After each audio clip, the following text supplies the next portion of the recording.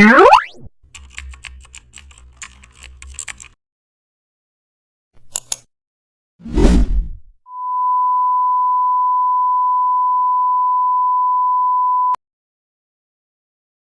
back to the channel. Don't forget to like, share and subscribe for more updates. Today we are explore an amazing topic of Photoshop, how to create custom shape direction compass icon in Photoshop.